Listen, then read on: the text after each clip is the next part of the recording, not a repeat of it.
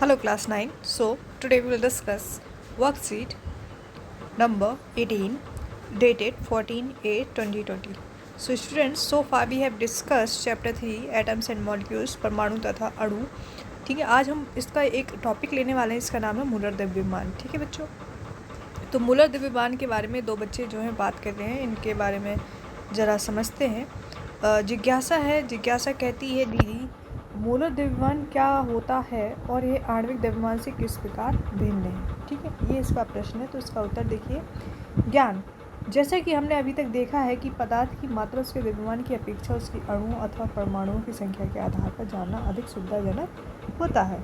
इस मात्रा को हम मोल द्वारा दर्शाते हैं. इसी प्रकार एक मोल पदार्थ के द्रव्यमान को मोलर द्रव्यमान कहा जाता है. इसके सापेक्ष परमाणु अणु द्रव्यमान के बराबर होता है. इसमें केवल संख्यात्मक मान इकाई यानी यू के स्थान पर हम जी ग्राम ली जाती है. मोलर द्रव्यमान को ग्राम परमाणु अणु द्रव्यमान भी कहते हैं. ठीक है बच्चों, तो यहाँ पर जो है हमें बता रहे हैं कि हम मोलर द्रव्यमान जो होता है बच्चे, मोलर द्रव्यमान होता है जिसे हम कैपिटल एम से दिखाते हैं. ठीक है, जिसका मात्रक जो है वो स्मॉल यू होता है. और इसको जो है बहुत ही आसान भाषा में बताने के लिए इन्होंने कहा है कि किसी भी पदार्थ का जो है मोलर द्रव्यमान बताने के लिए हम उसके परमाणु अणुओं के बराबर उसका जो द्रव्यमान होता है उसके बराबर लेते हैं. ठीक है, आइए आगे बढ़ते हैं. मोलर द्रव्यमान के बच्चों यहाँ पे आपको परिभाषा दी गई है कि मोलर द्रव्यमान वह होता है जिसमें किसी भी पदार्थ के मोल के कणों का द्रव्यमान होता है. ठीक है, इसे हम कैपिटल एम के से प्रदर्शित करते हैं. और जो मोलर द्रव्यमान होता है वह एक मोल के पदार्थ के कणों के 6.022 × 10⁻³ द्रव्यमान के कणों के बराबर होता है. ठीक है बच्चों, किसी विशिष्ट पदार्थ के एक मोल में द्रव्यमान निश्चित होता है. ठीक है, ये इंपॉर्टेंट टाइम है, ये आपसे पूछी जाएगी. ठीक है, जो जैसे हाइड्रोजन है उसका मोलर द्रव्यमान 1U होगा. ठीक है, जो आपकी नाइट्रोजन है उसका मोलर द्रव्यमान 14U होगा. ठीक है, तो ये निश्चित होता है हर किसी के लिए. अच्छा, अब मोलों की संख्या को बच्चे हम स्मॉल एन से दिखाते हैं. कैपिटल एम से हम मोलर द्रव्यमान को, स्मॉल एम से हम द्रव्यमान को दिखाते हैं. और इनमें संबंध देखा जाए तो स्मॉल एम बटे कैपिटल एम होता है. ये संबंध आपको याद रखना है. ठीक है, इन्हीं के आधार पर आइए सवाल करते हैं. जल का बच्चे हम मोलर द्रव्यमान निकालते हैं. यहाँ पे हाइड्रोजन 2 है तो 2 गुणा H कर देंगे, प्लस ऑक्सीजन 1 है तो 1 गुणा O कर देंगे यानी ऑक्सीजन. सो 2 गुणा H यानी हाइड्रोजन का द्रव्यमान 1 होता है, प्लस ठीक है ऑक्सीजन 1 है, 1 गुणा ऑक्सीजन का द्रव्यमान जो है 16 होता है. और 16 + 2 कितना होता है बच्चे, 18 ग्राम होता है. और यही जो है आपका आंसर यहाँ पे लिखा हुआ है, ये आप देख सकते हैं. ठीक है, आगे बढ़ते हैं. अब हम बात करेंगे मोलर द्रव्यमान 36 ग्राम आपका जल का निकालना है हमें. तो स्मॉल एम जो है हमें 36 ग्राम दे दिया हुआ है. और अब हमें इसका जो है स्मॉल एन यानी मोलों की संख्या निकालनी है. तो सबसे पहले जल का जो है अभी भी हमने निकाला था, मोलर द्रव्यमान कितना होता है बच्चों, 18 होता है. और स्मॉल एन का हमारा फॉर्मूला होता है small m divided by capital M. तो 36 को जब हम 18 से भाग दे देंगे तो 18 दूनी 36 यानी हमारी मोलों की संख्या स्मॉल एन बराबर 2 आ जाएगी. यही हमारा आंसर है जो कि आप यहाँ पे देख सकते हैं. आगे बढ़ते हैं. 88 ग्राम बच्चों आपको कार्बन डाइऑक्साइड दे दी है और आपको इसमें से जो है आपको बताना है कि अणुओं की संख्या क्या है.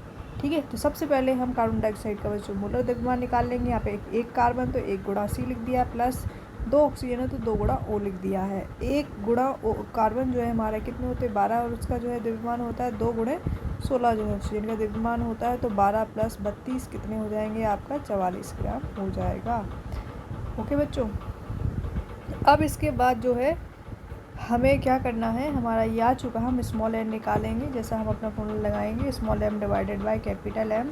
स्मॉल एम हमें 88 ग्राम दिया हुआ है और जो हमारा कैपिटल एम जो है 44 आया है. तो इसका अगर 2 टाइम्स करेंगे तो ये आ जाएगा, यानी हमारे स्मॉल एन की वैल्यू हमें मिल चुकी है 2. ठीक है बच्चों, अब हमें निकालना है इसमें अणुओं की संख्या. अणुओं की संख्या का मतलब कैपिटल एन. स्मॉल एन बराबर होता है, एक और फॉर्मूला होता है एन बटे एन नॉट. ठीक है बच्चों, ये तो आपका अवोगाड्रो नंबर होता है एन नॉट, और जो एन होता है बच्चे वो आपकी अणुओं की संख्या होती है, और एन जो है मोलों की संख्या होती है. अब हम आंसर डालेंगे. तो जैसा कि फॉर्मूला था तो 2 यहाँ लिखेंगे और इससे हम जो है 6.022 जो कि हमारा अवोगाड्रो नंबर है 10⁻23, तो इससे हमारा एन निकल आएगा. मोटे तौर पे देखें तो 6 दूनी 12, 12 के साथ साथ आपका ये आंसर आ जाएगा.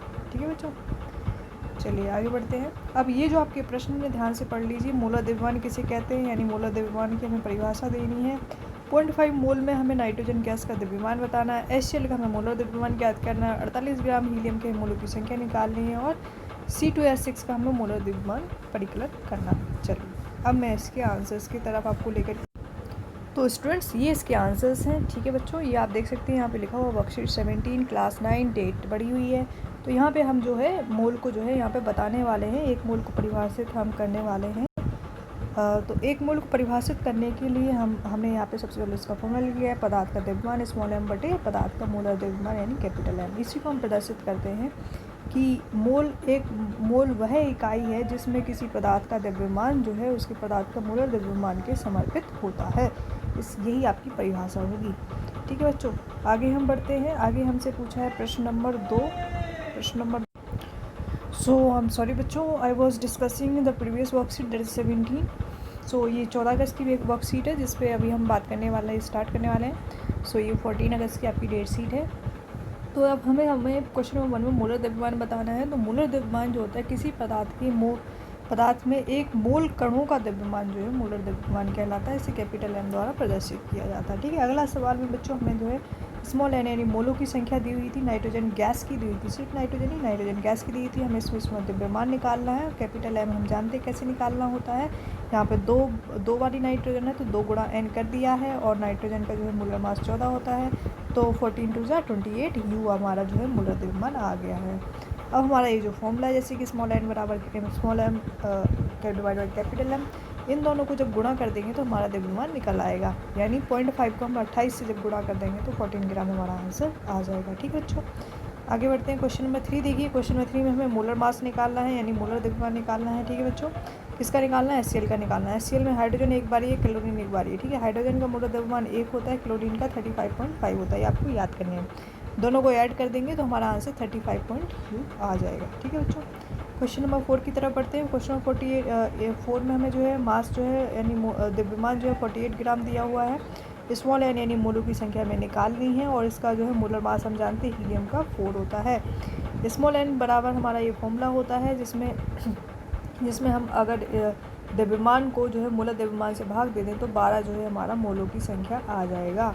ये मैंने यहाँ पे लिखा हुआ है। ठीक है बच्चों, then question number 5। Question number 5 में हमें मोलर द्रव्यमान निकालना है। किसका निकालना है? हमें C2H6 का निकालना है। कार्बन 2 बारी है और हाइड्रोजन 6 बारी है। दोनों को जोड़ देंगे। कार्बन का द्रव्यमान 12 होता है, 12 गुणे 2 24 हो जाएगा, 6 गुणा 1 हमारा 6 हो जाएगा, तो 24 + 6 कितना हो जाएगा? 30 हो जाएगा। ये हमारा आंसर होगा।